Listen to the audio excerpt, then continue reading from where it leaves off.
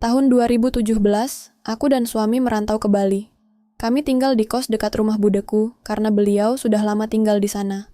Singkat cerita, aku hamil anak pertama setelah 2 bulan tinggal di Bali. Awalnya biasa saja, tidak ada yang aneh. Aku tetap bekerja, masuk pagi pulang sore, sedangkan suami bekerja di restoran, berangkat siang dan pulang tengah malam jam 12. Setiap hari kami jarang bertemu. Aku berangkat kerja saat dia masih tidur, dan ketika aku sudah tidur, dia baru datang. Lanjut, hal aneh mulai terjadi saat aku memasuki trimester ketiga kehamilan. Aku sudah resign dari tempat kerja, karena kondisi kehamilan yang semakin besar. Akhirnya, aku lebih sering di kos. Kadang main ke rumah budeku karena memang letaknya sebelahan. Hal aneh mulai muncul setiap malam Jumat. Saat aku sedang menonton TV di atas kasur, tiba-tiba tercium bau bangkai yang, Masya Allah, baunya tidak bisa dijelaskan. Tapi aku yakin itu bukan bangkai hewan, karena sebelumnya aku tidak pernah mencium bau seperti ini. Lanjut, aku mencari sumber bau busuk itu mulai dari dapur yang ada di depan kamar, di kolong TV, di lemari, bahkan di kamar mandi yang ada di dalam kamar, tapi tidak ketemu. Aku kembali ke kasur untuk rebahan, dan tidak lama kemudian bau busuk itu muncul lagi. Aku cari lagi, tapi tetap tidak ada. Awalnya, aku tidak curiga apa-apa. Pernah juga saat suami ada di rumah, dia mencium bau yang sama, tapi kami memang tidak menemukan apa-apa. Tidak lama setelah itu, aku melahirkan. Sejak pulang dari rumah sakit, anakku menangis terus setiap malam, tidak bisa tidur sama sekali sampai usianya 3 bulan. Lanjut, saat anakku berusia 4 bulan, bapak kos mengantarku ke seorang tukang pijat, agar anakku tidak rewel lagi. Ternyata, anakku mengalami sawanen. Kalau orang Jawa pasti tahu, sejak dipijat, anakku sudah tidak pernah begadang lagi. Tapi, hal aneh lainnya justru muncul. Setiap aku menidurkan anakku, tiba-tiba terdengar suara air mengalir dari kamar mandi, seolah ada yang membuka keran. Aku cek, ternyata tidak ada air yang mengalir. Aku kembali duduk di kasur, lalu tidak lama terdengar lagi suara air meluap dari bak mandi. Pas aku cek lagi, lantainya kering seperti tidak ada apa-apa. Kejadian ini terjadi setiap malam. Lanjut. Saking seringnya terjadi, aku sampai hafal. Setiap kali terdengar suara air dari kamar mandi, aku diamkan saja. Aku sudah muak. Begitu juga dengan bau busuk, kalau muncul, aku biarkan saja sampai hilang sendiri.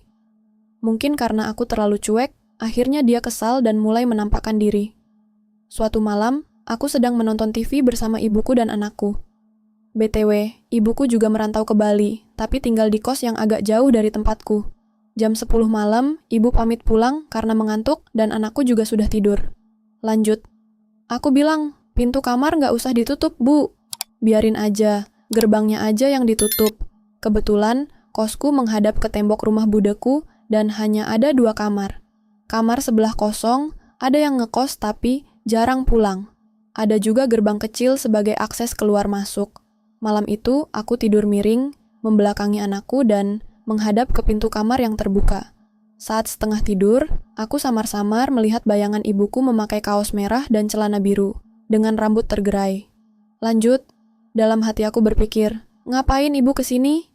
Keesokan harinya, ibu datang ke kamarku dengan baju yang sama seperti saat kami menonton TV semalam. Aku tanya, Bu, tadi malam kesini? Ya, tapi ibu pakai baju merah celana biru. Ibu menjawab, enggak, ibu pulang dari sini langsung tidur. Malah ini ibu belum mandi, mau masak dulu. Sepupuku, anak budeku, yang juga ada di sana berkata, jangan-jangan hantu lagi. Sejak itu, setiap malam aku merasa gelisah, seperti selalu teringat kejadian tersebut. Lanjut. Beberapa malam setelahnya, aku kembali tidur dalam posisi yang sama, membelakangi anakku dan menghadap ke pintu. Dalam keadaan setengah sadar, aku melihat ada seorang perempuan duduk di sebelah kakiku. Rambutnya lurus sebahu, memakai baju putih, dan melirik ke arahku yang sedang tidur. Dan itu terlihat jelas. Sejak saat itu, aku diteror setiap hari. Celenganku tiba-tiba berbunyi, seperti ada yang memasukkan koin. Saat video call dengan kakakku, tiba-tiba ada yang lewat di depan jendela dengan rambut kribo, dan suara air di kamar mandi terus terdengar. Aku sampai muak, dan akhirnya memberanikan diri untuk bicara. Kamu boleh tinggal di sini, tapi jangan sampai ganggu anakku. Kalau sampai kamu ganggu anakku, aku siram air panas kamar mandi itu. Sejak aku berkata seperti itu, tidak ada lagi teror apapun. Tapi, Saat aku pulang ke kampung halaman untuk merayakan Lebaran, seorang tetangga depan rumah mertuaku yang dikenal sebagai orang pintar berkata, "Nduk, sampean gak merasa ada yang ngikutin?"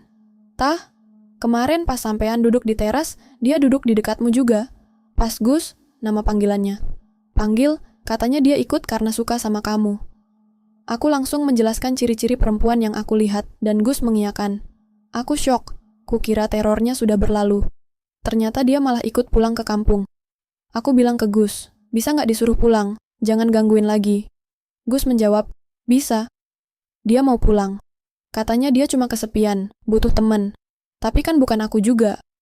Akhirnya, di awal tahun 2020, sebelum pandemi COVID melanda, aku pulang kampung dan merintis usaha baru.